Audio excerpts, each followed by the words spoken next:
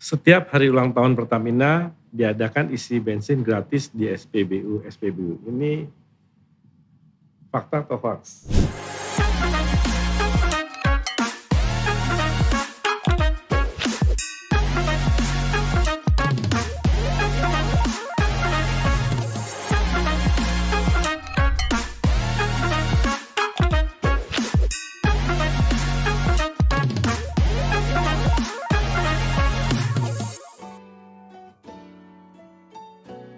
Halo, selamat datang di Muda Podcast, podcastnya BUMN Muda. Halo Sobat BUMN Muda, ketemu lagi bersama kami di Muda Podcast. Saya Fajrin Rashid dari BUMN Muda dan partner saya. Kiki Iswara dari Rakyat Merdeka. Nah, kami berdua akan menemani Sobat BUMN Muda mengupas tuntas cerita inspiratif dan menarik nih dari para top leader BUMN. Ngomong-ngomong Mas Kiki, siapa sih bintang tamu kita hari ini? Hari ini kita kedatangan tamu istimewa, women top leader yang punya segudang prestasi. Beliau ini masuk 100 wanita berpengaruh di dunia, Most Powerful Women International dari majalah Fortune.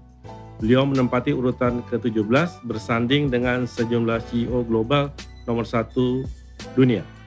Wah, keren banget. Langsung aja nih kita sapa Direktur Utama PT Pertamina Persero, Teh Nike Widiawati. Selamat datang Teh Nike di BUMN Muda Podcast. Sehat-sehat Teh? Alhamdulillah sehat, terima kasih sudah mengundang saya di acara ini. Terima kasih juga Teh sudah hadir di sini di Muda Podcast. Mas Fajrin, sebelum kita lanjut ngobrol-ngobrol ini, kita perlu infokan ke pendengar setia Muda Podcast. Terselenggaranya Muda Podcast ini didukung PT Pertamina Persero.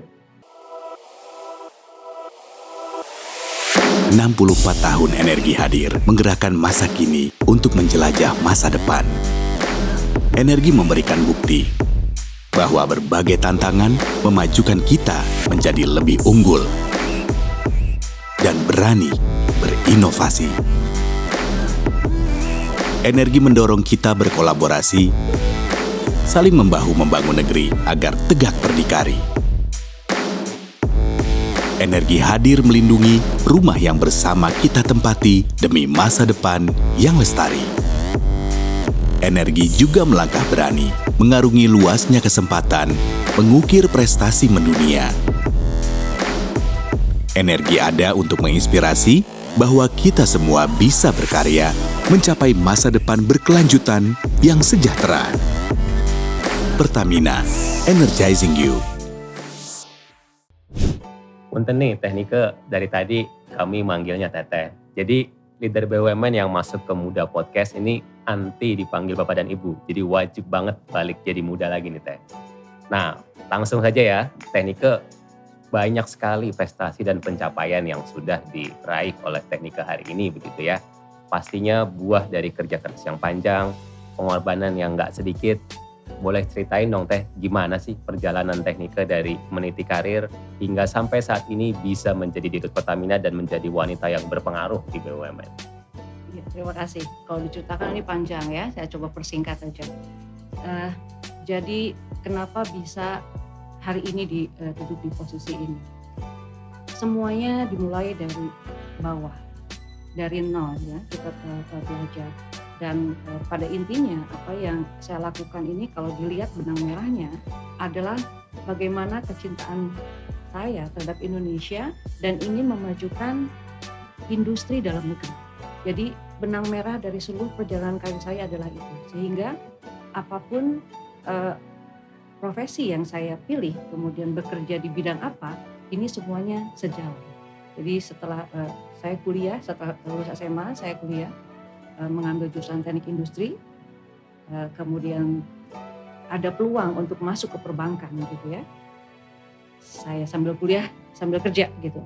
Dan itu pengalaman yang menarik karena pada saat itu kemudian kita harus memilih mau kuliah mau kerja. Tapi sebetulnya tidak harus juga kita harus memilih salah satu. Kita bisa mengambil dua-dua peluang itu dan alhamdulillah setelah bekerja malah kuliah saya lebih lanjut.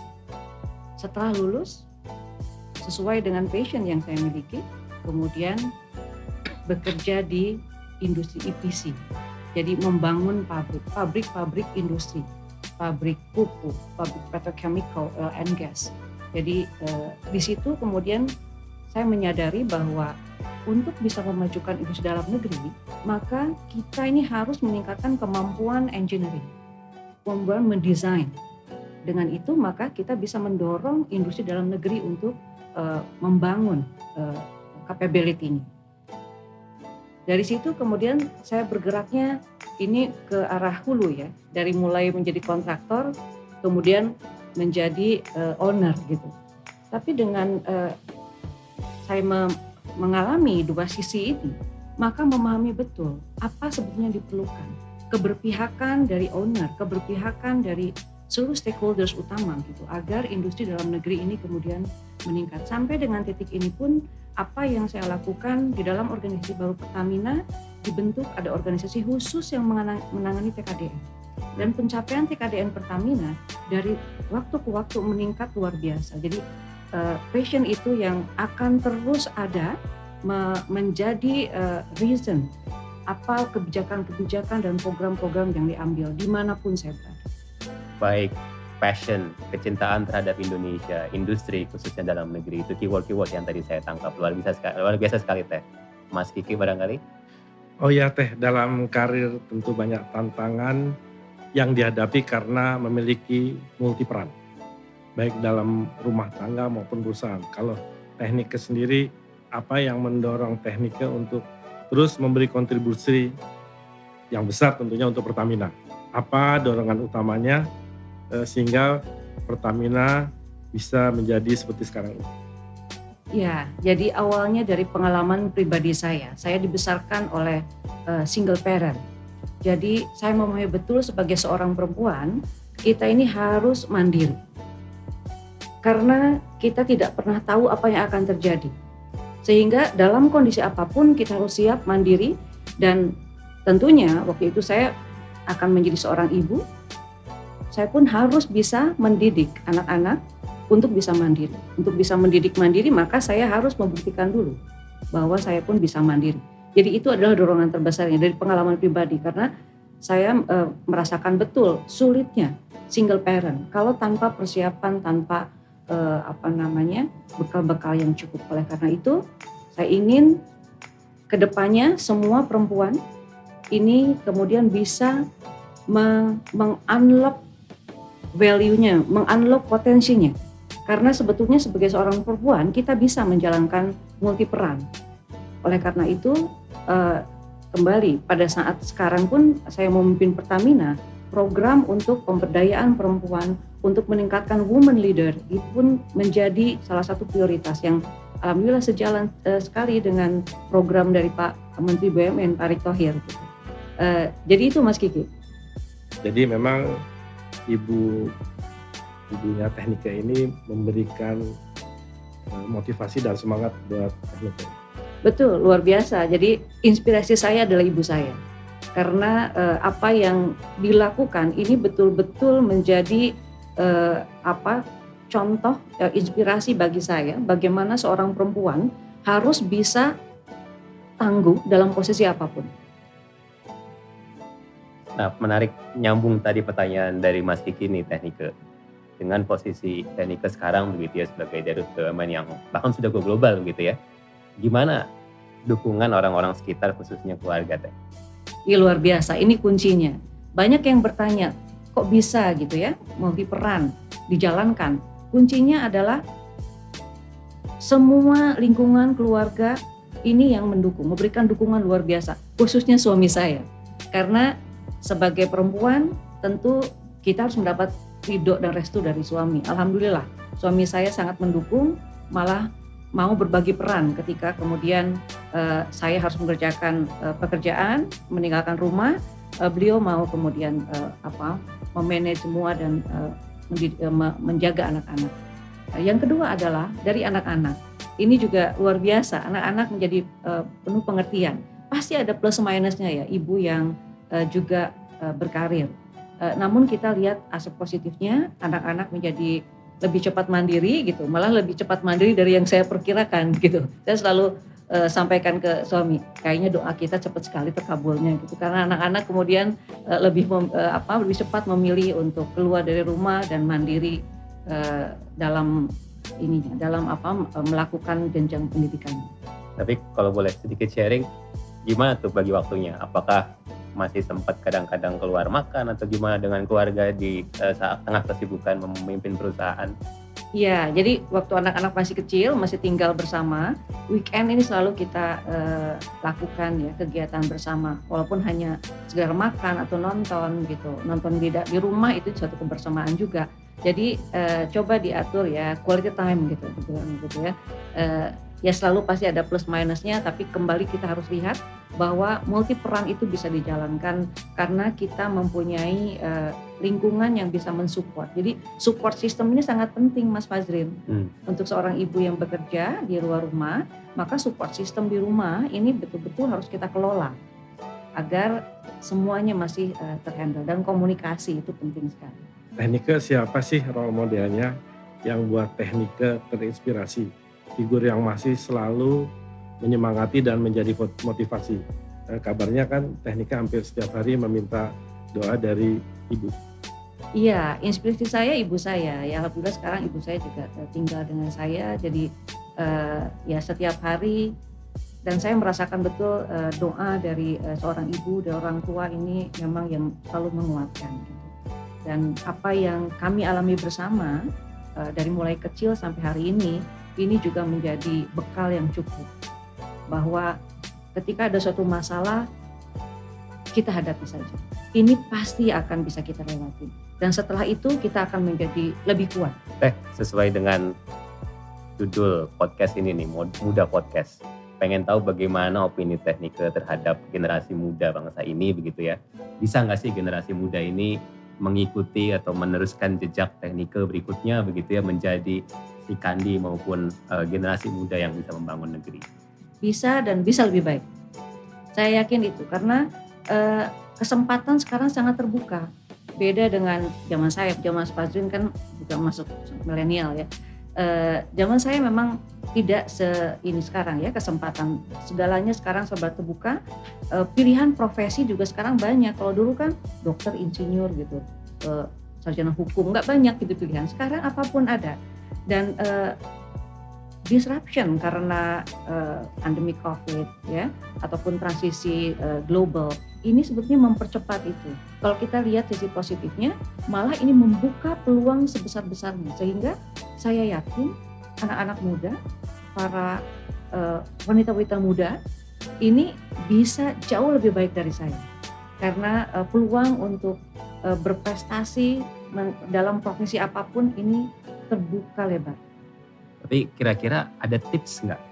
Karena kan sekarang ini kan situasi disrupsi itu sangat cepat begitu ya, terjadi perubahan dan lain sebagainya. Apa sih yang harus kira-kira dimanfaatkan atau dilakukan oleh generasi muda ini agar bisa berhasil ke depannya?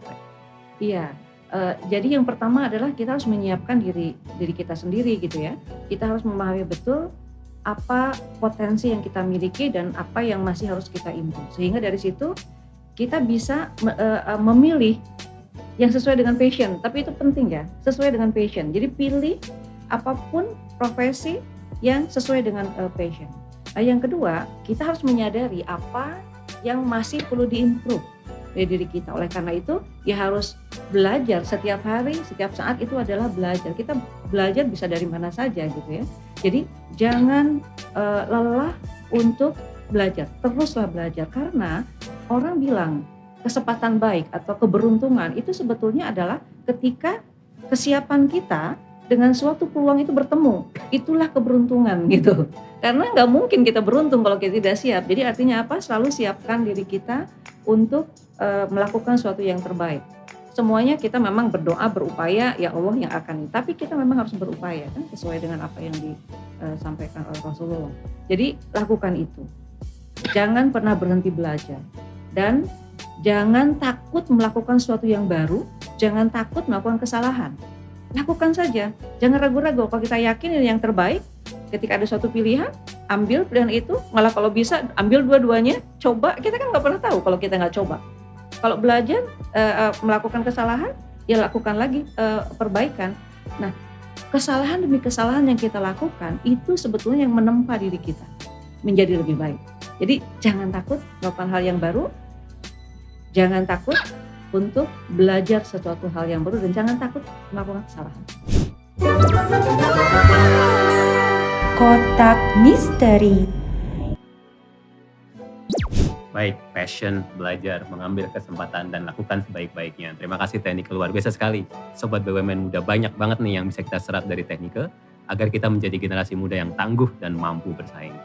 Nah, sekarang kita punya sesuatu nih Teh.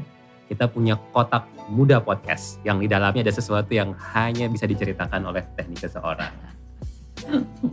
Silakan Oke, dibuka. Teknike. surprise nih. Surprise. Oh, wow. My helmet. Wah. Rekin. Ya, disinilah impian saya mulai berawal. Dari seorang bankers, kemudian sambil kuliah kan, jadi bankers, lulus, saya mengambil profesi sebagai engineer di lapangan. Jadi saya menggunakan helmet ini tiap hari, manjat-manjat tower, kemudian keliling di lapangan. Ini saya lakukan bertahun-tahun. Dan disinilah saya banyak belajar banyak hal. Ya, jadi ini sangat luar biasa. Banyak memori di situ ya. Banyak, 23 tahun saya di sini, dan dimulai dari seorang engineer di lapangan, kemudian masuk ke corporate management, ke korporasi ya, kemudian masuk ke human capital management, kemudian pindah lagi ke finance management, pindah lagi ke dari situ saya masuk ke bisnis. Jadi artinya hampir semua fungsi itu saya kelilingi selama 23 tahun Dan di Rekin. dan mengerjakan proyek-proyek sangat Iya, betul. Jadi pertama kalinya Indonesia bisa membangun pabrik pupuk secara mandiri itu di Pusri 1B. Itu saya menjadi project engineer di sana, dan saya bertemu dengan suami saya di sana. Jadi juga sangat ini. Kemudian banyak proyek juga, contoh proyek untuk offshore. Itu yang sekarang itu kan dikelola Pertamina ya, di Exxon. Pertama kalinya kemudian melakukan transfer teknologi, bagaimana mooring tower teknologi kita lakukan, dikerjakan sendiri oleh putra-putri terbaik bangsa. Jadi banyak hal yang cerita yang luar biasa yang saya rajut di Rekin, yang intinya sesuai dengan passion tadi. Bagaimana kemudian kita meningkatkan kemampuan dalam negeri, meningkatkan total kandungan dalam negeri, dan juga membuat bangsa ini menjadi bangga terhadap anak-anak Jadi kita mudanya. punya EPC yang sebenarnya sudah mampu mengerjakan proyek-proyek besar secara mandiri. Iya, ya sebelumnya itu kan masih semuanya ada expat. Yang ini di pupuk Kaltim, hampir semua pabrik pupuk ini yang bangun adalah Rekin.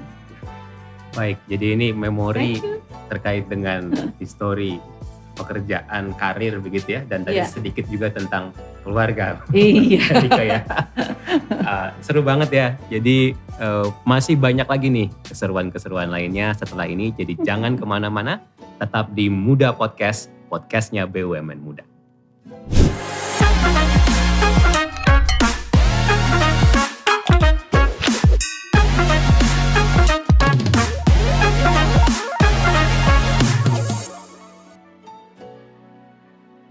Kembali lagi di Muda Podcast, podcastnya BUMN Muda.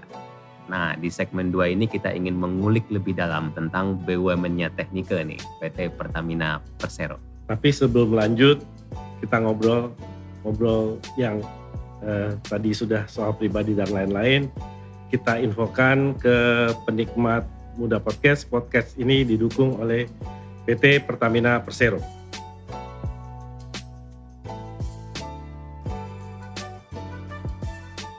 Teknike, terkait transformasi yang dilakukan Pertamina nih Teh. Kita tahu bahwa pandemi ini kita sama-sama doakan mudah-mudahan segera cepat berlalu begitu ya. Sudah hampir 2 tahun dan barangkali Pertamina, saya kurang tahu Teh, terdampak seperti apa begitu ya. kalau yang saya tahu sebagai pengguna transportasi, mungkin transportasi itu mengalami sedikit penurunan begitu ya dengan mobilitas yang berkurang. Nah, apakah ini ngefek atau barangkali di bidang lain ngefeknya begitu? Mungkin boleh diceritain Teh gitu ya, dan juga kira-kira strategi seperti apa yang disiapkan oleh Pertamina? Iya, pandemi COVID ini memang luar biasa dampaknya. Jadi kalau dampak bagi Pertamina, kalau kita lihat ketika dilakukan PPKM, itu kan mobilitas semuanya terhenti.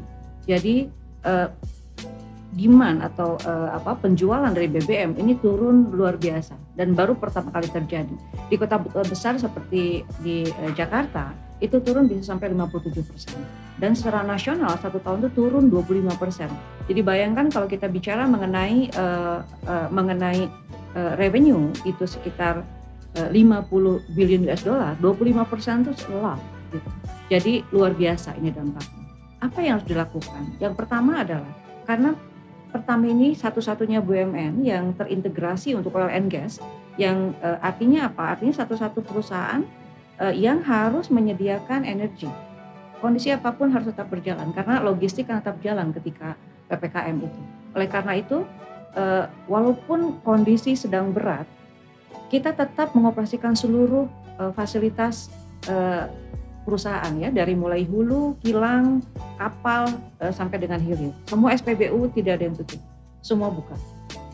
Karena hanya kita yang diharapkan dan diandalkan untuk menyediakan itu semua.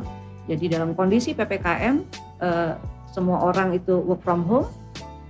Ini orang dioperasi di Pertamina semuanya bekerja di lapangan. Itu satu, itu adalah tanggung jawab kita pada negeri ini. Yang kedua, apa yang harus dilakukan ketika aktivitas perusahaan ini melambat? Maka yang harus kita lakukan adalah mengadjust. Kita harus lakukan tentu efisiensi.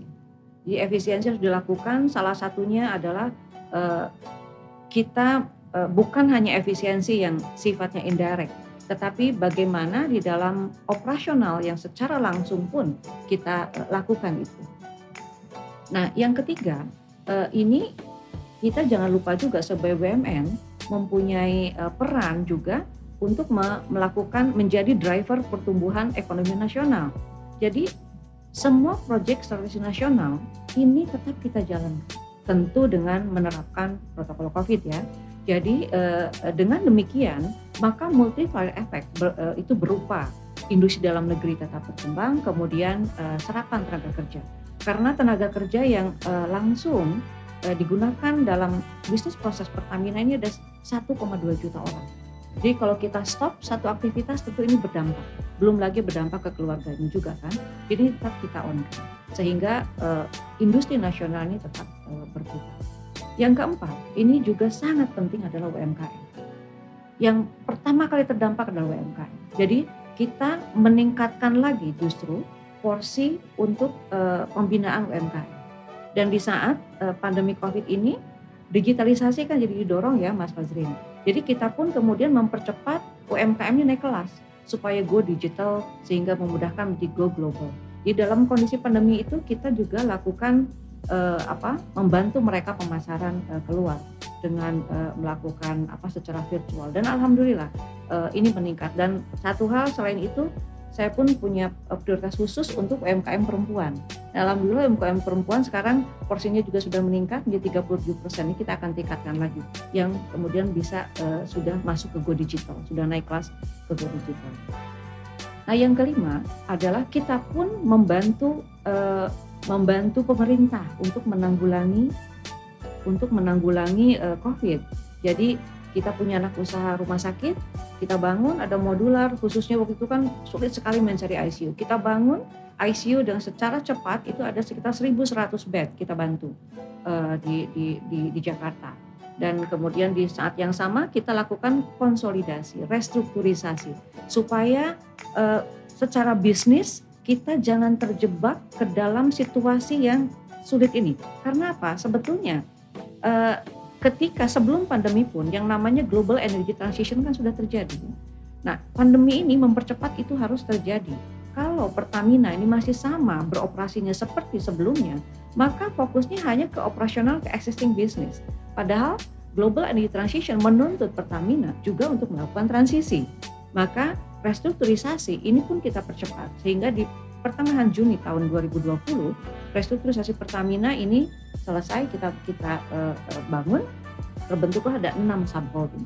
Dengan sudah menjadi 6 subholding ini, maka kita bisa berbagi prioritas. Artinya secara paralel kita lakukan.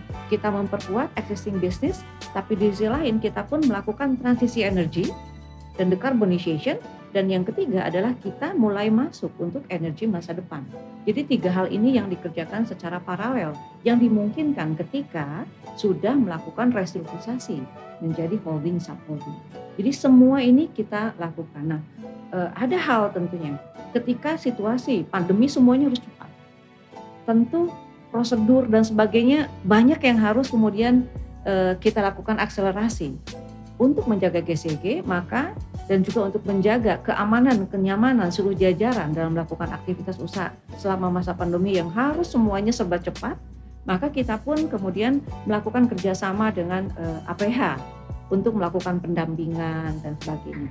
Jadi semuanya coba kita lakukan, baik secara bisnis maupun peran yang PSO. Ini harus berjalan, baik memanage bisnis hari ini, bisnis transisi, dan bisnis masa depan.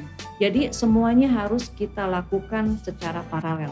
Jadi sama seperti perempuan yang melakukan multitasking, ini pun sama, harus melakukan multitasking juga hari ini, masa depan gitu ya. Kemudian dari sisi profit, tapi jangan lupa juga dari sisi people and planet. Jadi kita pun harus memanage itu semua secara seimbang.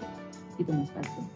Asik Teh, luar biasa sekali penjelasannya. Kalau tahun ini Teh, apakah dibandingkan dengan tahun lalu sudah mulai naik lagi konsumsi BBM dan lain sebagainya? Atau seperti ya, sudah membaik ya. Jadi mulai di bulan Maret itu sudah mulai meningkat. Malah hari ini sudah hampir sama dengan sebelum pandemi. Jadi sudah melihat ya bahwa mobilitas sudah mulai lancar bergerak gitu. Aktivitas demikian juga pertumbuhan ekonomi juga sudah baik. Jadi kita bisa melihat dari konsumsi yang dilakukan. Tapi ada bedanya karena kembali lagi pandemi ini juga membuat kita kemudian melihat bahwa oh iya, transisi energi ke arah yang lebih baik, lebih ramah lingkungan harus kita lakukan. Maka di saat yang bersamaan mulai tahun lalu kita pun melakukan namanya program Langit Biru. Bagaimana kita mengedukasi masyarakat untuk berpindah dari yang BBM rendah ke yang tinggi, yang lebih baik untuk lingkungan. Jadi walaupun secara volume sekarang hampir sama dengan sebelum COVID, tetapi komposisinya berubah jauh. Jadi penggunaan BBM yang ramah lingkungan ini sekarang mendominasi. Jadi ya kita berharap dengan itu secara lingkungan ini akan berubah. Baik, kita sama-sama doakan ya Teh, mudah-mudahan pandemi ini segera berlalu, ekonomi bisa pulih kembali dan juga transformasi yang dilakukan oleh Pertamina, khususnya tadi ada situasi-situasi yang barangkali berbeda dibandingkan dengan sebelum pandemi. Program Langit Biru dan restrukturisasi Pertamina tadi itu juga bisa berjalan dengan lancar. Terima kasih Teh Nike, kan sekarang ini lagi gencar-gencarnya di dunia ini melakukan transformasi dari energi fosil ke energi baru terbarukan. Di hampir semua industri energi dunia. Nah, Pertamina ini persiapannya mungkin 10, 20, 30 tahun ke depan ini modelnya seperti apa?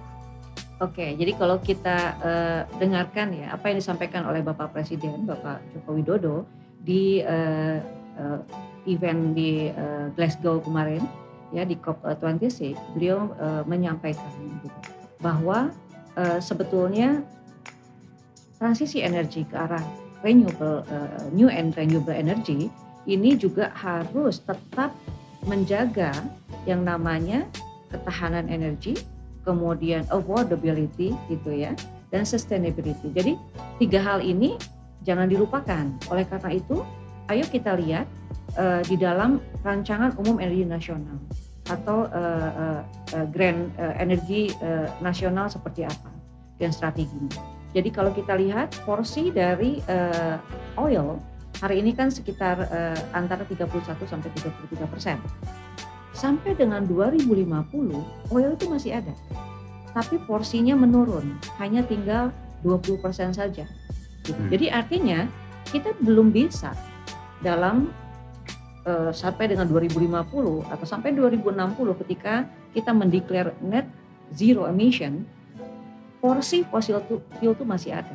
Tapi yang harus dilakukan namanya juga net, berarti ada yang menghasilkan emisi, ada yang kemudian harus kita lakukan upaya untuk mengurangi emisi, ada yang karbon netral. Jadi Pertamina kemudian membuat roadmap-nya itu menjadi 3. Kita sadari bahwa penghasil karbon emisi masih ada, porsinya tapi menurun gitu ya. Tapi yang kedua, kita lakukan program decarbonization untuk mengurangi emisi dan juga kita menambah porsi yang karbon netral.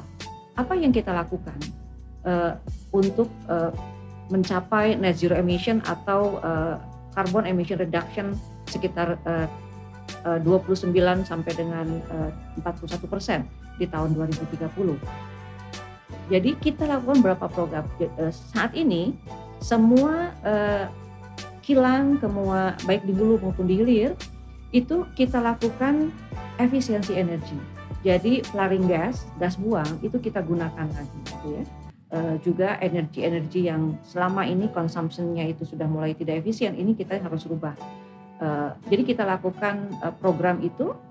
Dari program itu tahun lalu Pertamina ini berhasil menurunkan karbon emisi 27%. Jadi kalau kita lihat target nasional itu 26% untuk 2020, di Pertamina bisa lebih tinggi dari target itu.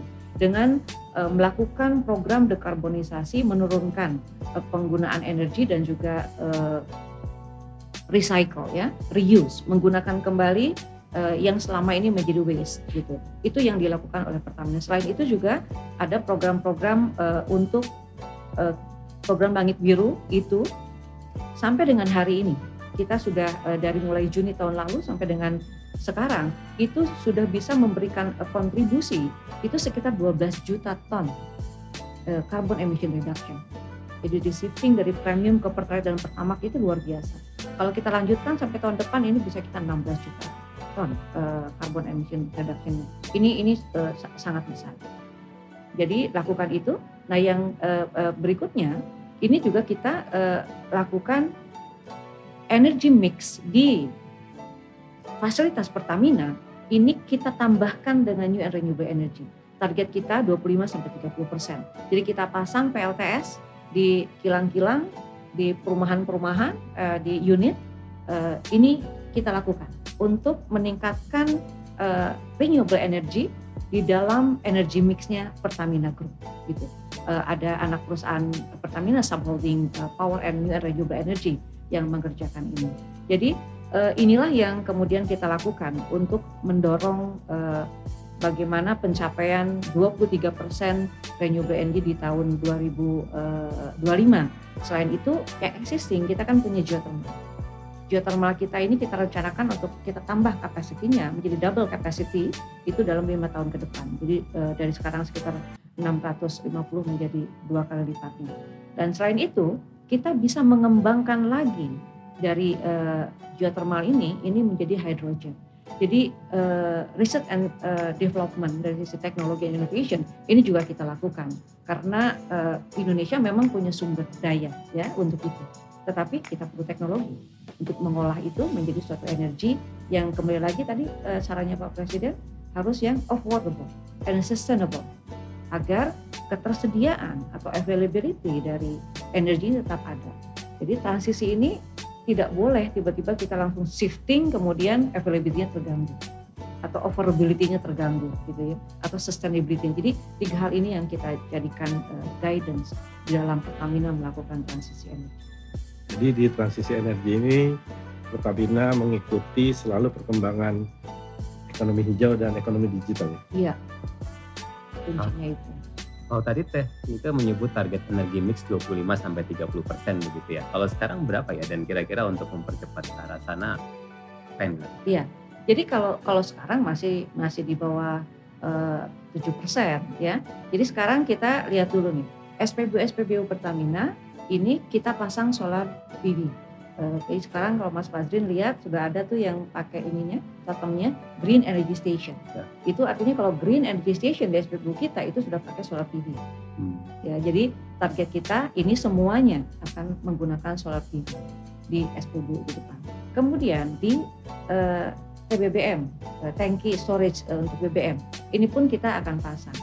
Di Kilang sekarang sudah mulai, di Cilacap sudah dibangun, di Pelaju sudah ada, kemudian di ini kita sekarang akan bangun yang di Rokan, kita akan bangun yang di Dumai itu steamnya yang tadinya menggunakan gas, ini kita dalam proses untuk kita ganti dengan electrolysis menggunakan solar PV. Jadi kita cari betul ya apa yang bisa kita lakukan di kilang hidrogen. Selama ini pun ini kita akan lakukan juga dengan new and renewable energy. Jadi banyak hal yang kita lakukan selain di produk kita yang sudah B30 kan, sebenarnya secara teknologi dan kemampuan kilang sudah bisa 100%, bukan hanya 30%. Dan ini bisa langsung dari CPO yang kemudian diolah dulu menjadi RBDPO ya, refined bleach and deodorized palm oil. Jadi kita akan dari semua aspek. Bagaimana Pertamina beroperasi, ini akan lebih ke green operation, ke produk juga akan lebih green product gitu, dan ke pengembangan juga kita akan ke arah green. Jadi kita lakukan in parallel.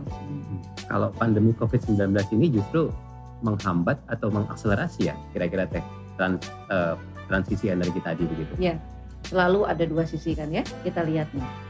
Dari sisi akselerasi ini mempercepat. Ya.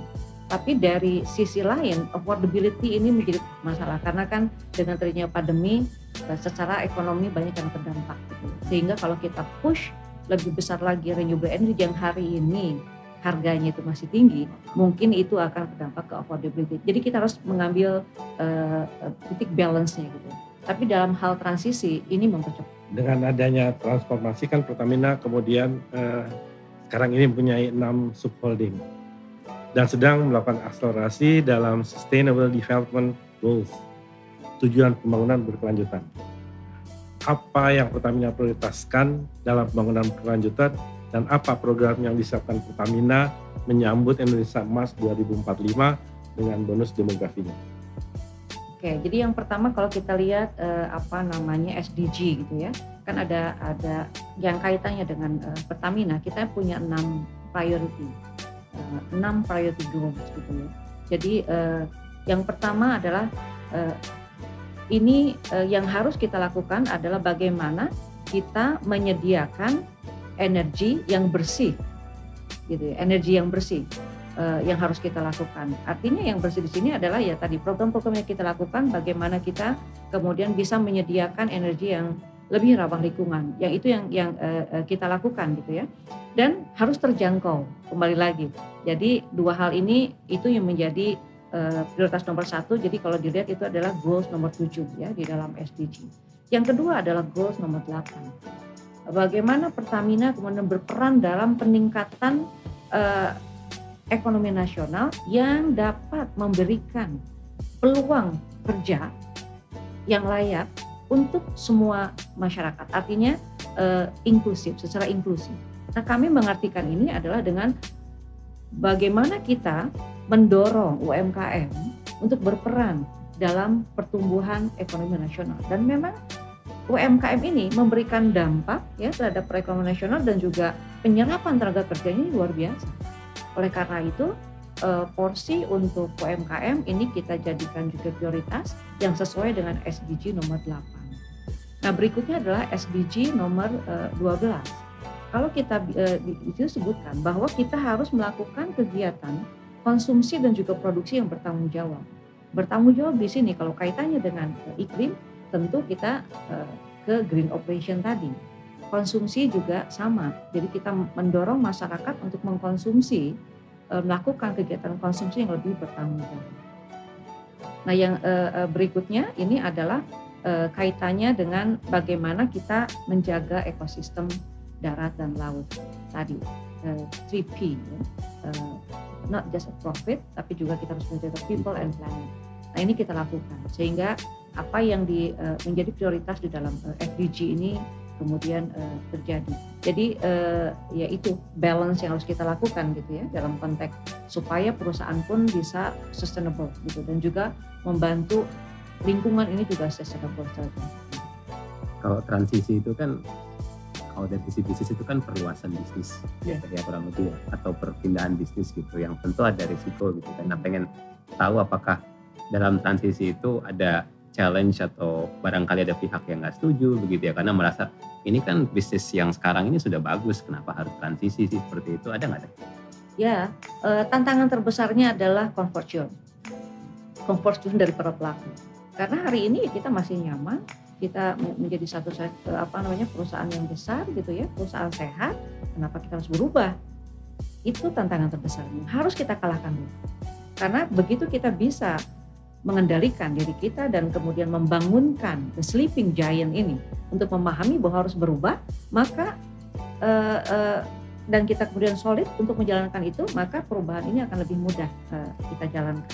Jadi itu yang harus diinginkan. Dan kemudian ekosistem bisnis yang sudah demikian mature, tentu melihat perubahan ini menjadi suatu ancaman. Oleh karena itu penting kita dalam melakukan kegiatan usaha harus selalu membangun ekosistem. Tidak boleh mengerjakan semuanya sendiri. Kalau Pak Erik, Pak Menteri kan selalu mengatakan BUMN nggak boleh jadi menara gading gitu ya. Nah ini pun sama, jadi kita juga tidak boleh melakukan transisi yang mengancam ekosistem yang ada. Kita harus rangkul mereka menjadi satu bagian ekosistemnya Pertamina. Jadi tumbuh bersama, karena BUMN itu kan tujuan nomor satunya adalah menjadi driver pertumbuhan ekonomi nasional, menjadi lokomotif. Jadi ini pun kita jalani. Baik, leave your comfort zone and create the ecosystem. Iya. Terima kasih Teh. Kalau sekarang ini kan Pertamina terkenal sebagai perusahaan yang sangat peka terhadap kondisi masyarakat di bawah yang terutama yang sedang mengalami kesulitan. Apakah memang ada tim task force khusus untuk mencari atau melihat daerah mana saja yang butuh bantuan Pertamina sehingga Pertamina selalu datang cepat membantu bila ada bencana, bila ada kesulitan, bila ada, termasuk di pandemi kemarin. Jadi Pertamina turun membantu langsung dengan mempercepat pembangunan rumah sakit modular dan lain-lain, dan hanya dalam waktu 1-1,5 bulan sudah selesai, dan juga menyediakan berbagai keperluan masyarakat yang sedang kesulitan di masa pandemi. Memang ada tim khusus atau memang sudah dibentuk tim tetap? Ya, jadi kan Pertamina ini dari operasinya ada di seluruh penjuru negeri nih. Sampai di daerah 3T saja ada. Nah, dan memang tugas kita adalah melayani masyarakat. Jadi tim kita di lapangan memahami betul kondisi masyarakat di setiap daerah tersebut. Tim kita ada tim khusus untuk itu di dalam organisasi gitu ya, yang ada di Bina Lingkungan, ada CSR. Jadi inilah yang harus kemudian memahami apa kebutuhan masyarakat di masing-masing daerah.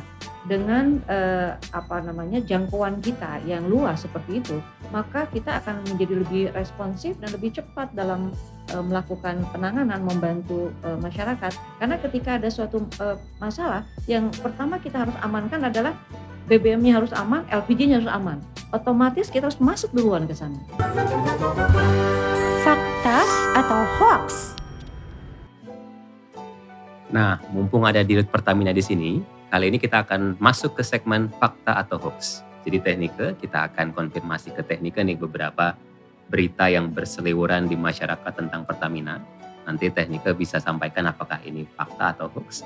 Kalau hoax kira-kira seperti apa faktanya. Yang pertama, Pertamina menjadi perusahaan Indonesia satu-satunya yang masuk ke dalam peringkat Fortune Global 500 tahun 2021. Fakta atau hoax? Fakta. Jadi Pertamina menjadi satu-satunya perusahaan Indonesia yang masuk di Global 500 Fortune Global di tahun 2021 dan juga di tahun sebelumnya. Di 2001 peringkat kita adalah di 287 di seluruh dunia. Dan ini yang dilihat adalah dari sisi skala perusahaan itu artinya dari revenue, kemudian dari aset, dan juga dari aktivitas bisnis pertumbuhan yang terjadi di perusahaan tersebut, dan juga skala dari pengelolaan sumber dayanya seberapa besar dan juga cakupan dari geographical area yang dilakukan oleh Pertamina. Baik, luar biasa Teh. Yang kedua, masyarakat bisa mengirimkan lamaran pekerjaan ke Pertamina melalui call center Pertamina 135. Fakta atau hoax? Hoax.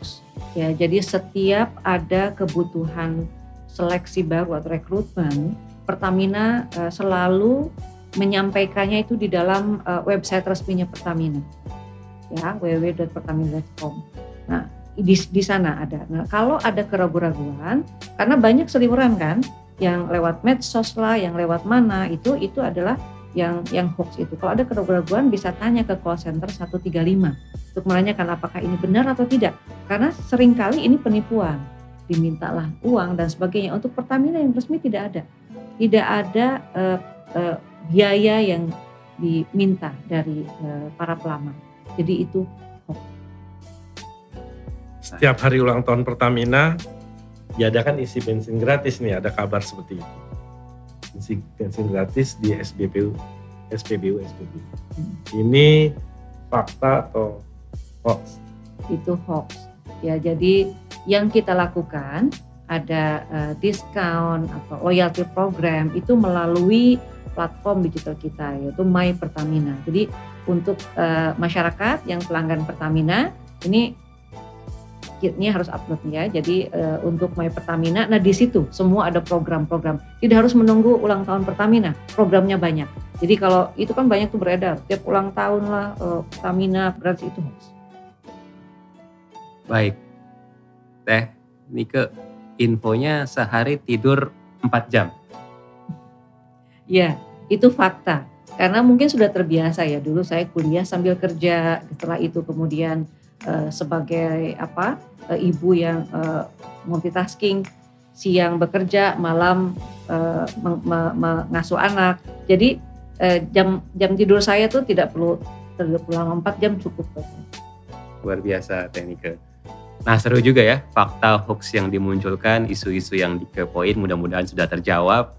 Nggak dengar dari orang lain tapi langsung dari Dirut Pertamina Teh Nike.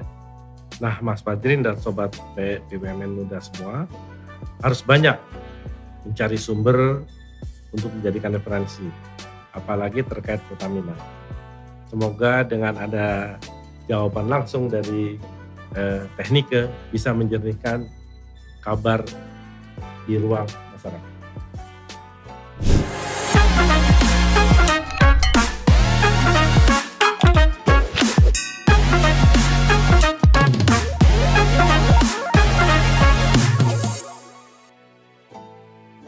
Nah, kita sekarang masuk ke segmen 3.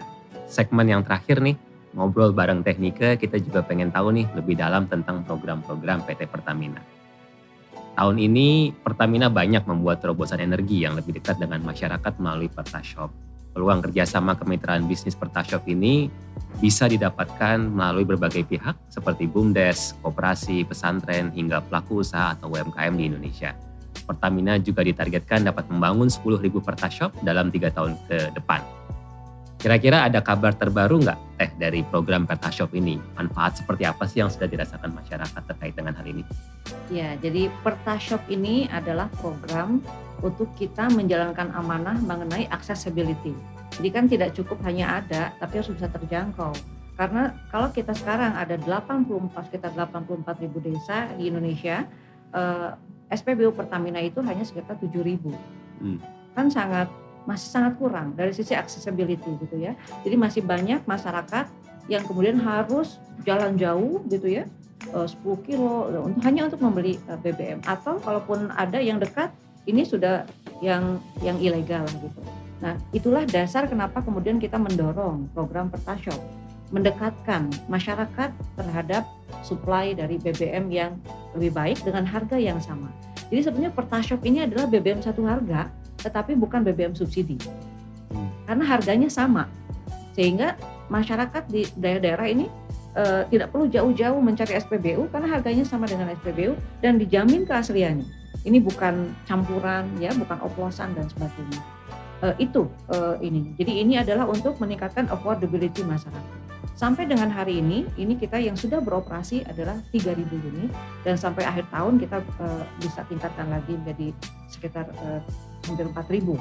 Jadi target 10.000 3 tahun insya Allah optimis bisa kita dapatkan karena respon dari masyarakat, baik itu kita kan ada kerjasama dengan BUMDes, kerjasama dengan masyarakat ekonomi syariah, dengan ada university, ada juga dengan pesantren-pesantren. Ini responnya bagus sekali. Karena bagi masyarakat ternyata kita juga baru tahu. Ini di desa nih, desa yang masuk 3T gitu.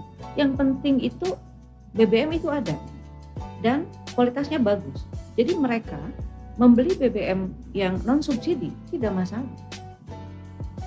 Surprisingly demand-nya meningkat terus. Jadi waktu awal itu rata-rata per hari itu hanya sekitar 200 liter. Sekarang udah 450, malah ada yang 500, ada yang 1000 per hari. Jadi memang animonya besar gitu ya, baik itu si partner atau pengusaha yang mau membangun Pertashop maupun dari masyarakat sebagai yang pembeli ya, sebagai pelanggan. Nah yang kedua, ini kembali kaitannya dengan passion saya Mas Basri. Jadi kalau sebelumnya yang namanya dispenser itu impor. Dengan Pertashop ini kita bangun di industri dalam negeri, di manufacturing dalam negeri. Sehingga total kandungan dalam negerinya, ini porsinya itu sangat tinggi. Steel-nya juga kita beli dari Krakatau Steel gitu ya. Kemudian manufacturing-nya, ini kita menggunakan lokal manufacturing. Tenaga kerjanya terserah. Jadi ini pun memberikan multiplier effect, bukan hanya memberikan kemudahan accessibility, tapi juga untuk peningkatan industri dalam negeri. Dan yang ketiga, kita harapkan Pertashop ini sebetulnya menjadi new crowd di desa, menciptakan adanya aktivitas bisnis baru. Karena ketika kemudian ada Pertashop di sana, kemudian berkembang yang lain. Kalau kita kerjasama juga dengan BRI kan, menjadi agen drilling gitu ya, kemudian menjadi agennya Pulsa dan sebagainya, termasuk juga menjadi agen LPG. Jadi disitulah kemudian terjadi pertumbuhan ekonomi di desa. Seperti halnya Pak Presiden mengatakan bahwa pertumbuhan ekonomi harus mulai dari yang terluar, terpinggir di desa. Jadi sumber ini kita pertumbuhan lakukan. baru ya. Betul, gitu. Dan Ya. menciptakan lapangan kerja juga. Kami siap juga Bu untuk agen Pulsa tadi untuk bekerja sama Bu. Iya. Karena ini sudah sampai di 3T pun ada gitu ya. Jadi kalau desa belum ada Pertashop gitu ya, desa tadi apakah itu melalui BUMDes atau koperasi itu bisa mengajukan kerjasama begitu Teh? Iya, nah malah sekarang dengan kerjasama dengan Himbara, ini kan ada tim kuratornya. Jadi yang agen drilling ini kita tawarkan juga gitu untuk juga menjadi investasi Pertashop. Dan ini dananya ini bisa dari Himbara ini 100% loh. Oh, I see. 100% Modal gitu ya, kerja. modalnya. Kan kita 250 jutaan tuh. Jadi cuma cukup menyediakan lahan, habis gitu semuanya kemudian bisa. Jadi sangat mudah sekali, sangat mudah. Dan ini sebetulnya saat tidak langsung, ini yang juga membantu dari sisi BBM ramah lingkungan itu. Jadi sampai ke desa sekarang kan menggunakan BBM yang lebih baik, pakai Pertamax. Sehingga menjadi lebih baik. Dampaknya yang tadi saya sampaikan sampai dengan hari ini 12 juta ton termasuk itu. Karena peningkatan ini tuh demand dari Pertamax juga di-drive dari pertumbuhan Pertashop. Jadi dan masyarakat begitu sudah menggunakan BBM yang lebih baik, ya merasakan betul kan dampaknya terhadap mesin dan sebagainya, ya mereka akan terus ini gitu. Jadi tingkat konsumsi BBM yang ramah lingkungan meningkat sampai ke desa-desa. Menteri BUMN Erick Thohir memberikan target-target tertentu untuk transformasi dan transisi energi melalui berbagai kebijakan. Bagaimana Teknika melihat kebijakan-kebijakan tersebut? Pertamina menerapkannya seperti apa? Ya, saya melihat memang sangat progresif ya. Semua program-program yang didorong ini sejalan sebetulnya dengan transisi energi yang dilakukan di seluruh dunia. Dan ini malah kita didorong untuk lebih cepat, kita dipacu untuk lebih cepat. Dan menurut saya memang ini yang harus kita lakukan. Jadi Pertamina merespon positif karena baik dari bagaimana peran Pertamina mendukung program transisi energi nasional, ini pun sebenarnya harus kita lakukan sebagai bisnis mitigation risk yang secara jangka panjang. Kalau tidak melakukan perubahan, maka tidak akan terjadi sustainable growth dari perusahaan. Jadi ini kita commit, kita sangat support semua program-program yang ini. Memang di bawah Pak Erick kita dibawa lari, dibawa lari kita. Jadi ya oke, kita lakukan, speednya kita tambah lagi. Terkait itu Teh, kalau boleh sedikit bocoran gitu ya, kira-kira tahun ini outlook Pertamina akan seperti apa nih dan barangkali tahun depan begitu? Ya, kalau dari sisi demand, artinya revenue ya, dari sisi demand volume itu terjadi peningkatan ya. Namun kembali lagi kalau Mas Fajrin, Mas Kiki melihat, kita kan tidak serta-merta ketika harga naik kita lakukan kenaikan harga gitu, seperti halnya SPB yang lain. Karena kita harus melihat bagaimana dari masyarakat, kita pun melakukan koordinasi dengan pemerintah dan sebagainya. Sehingga sebagai suatu perusahaan kita tidak boleh hanya mengejar keuntungan semata. Harus ada balancing di situ. Tapi dari sisi pertumbuhan kita tumbuh, Mas Fajri, ya. Jadi sama seperti tahun lalu ketika hampir seluruh perusahaan energi dunia, bukan semua perusahaan energi, perusahaan lain pun gitu mengalami kerugian, Pertamina kemudian bisa tetap stabil, menghasilkan profit dan memberikan kontribusi untuk industri nasional dan juga untuk pemerintah tentunya. Sebagai gambaran Mas Fajrin, satu semester kemarin ini kita sudah bisa memberikan kontribusi ke pemerintah itu sekitar 180 triliun. Ya, baik itu dari dari hulu ini kan ada porsi pemerintah ya yang kemudian kita berikan, kemudian juga dari sisi pajak, dari sisi yang lain-lain ya yang kita berikan. Jadi kontribusinya akan terus kita tingkatkan karena di masa pandemi kita sama-sama tahu bahwa pemerintah juga mempunyai banyak program yang harus didorong. Jadi kita harus menyeimbangkan, itulah bedanya BUMN. Kalau perusahaan swasta dorong aja profit setinggi-tingginya gitu ya. BUMN tidak demikian. Karena kita adalah representatif dari pemerintah. Jadi peran-peran yang PSO harus tetap kita bicarakan. Dan juga investasi jangka panjang tadi. Investasinya kita tingkatkan Mas Fajri. Jadi dalam 5 tahun ke depan tuh investasi kita nih sekitar 92 billion US dollar dan hampir 10% yang kita alokasikan untuk renewable energy jauh lebih tinggi. Perusahaan dunia energi itu hanya mengalokasikan sekitar 4% saja untuk renewable energy. Tapi Pertamina invest lebih banyak. Jadi karena kembali lagi sebagai lokomotif itu investasi didorong karena untuk melakukan transisi investasi juga tentu diperlukan. Tapi kita kan tidak mengerjakan sendiri, kita terbuka untuk melakukan partnership. Baik. Pertanyaan terakhir, Technika ini salah satu inspirator buat banyak orang dan tentu juga buat insan BUMN dan generasi muda Indonesia. Boleh dong kasih motivasi khusus nih atau quote tertentu yang bisa jadi pegangan buat sobat muda BUMN. Ini sesuai dengan apa yang saya konsisten dengan apa yang saya jalankan. Jadi jangan berhenti belajar ya.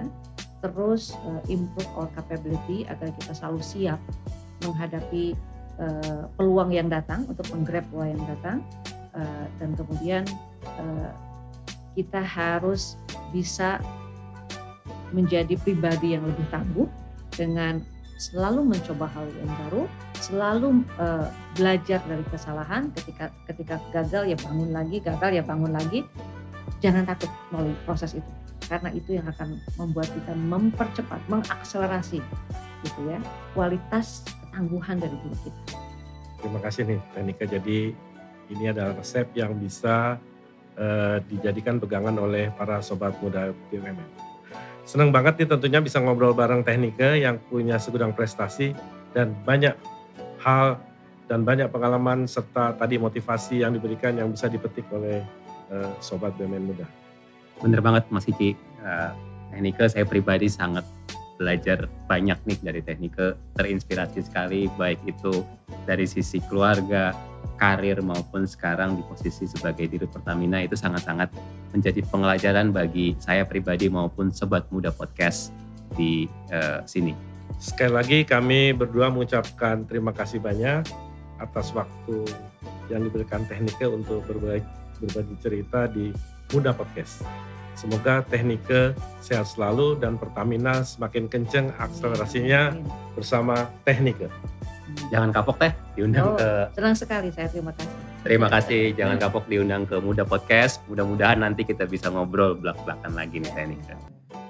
Ya, Sobat Muda Podcast, akhirnya kami pamit undur diri. Saya Fajrin Rashid dari BUMN Muda dan rekan saya Saya Kiki Iswara dari Rakyat Merdeka.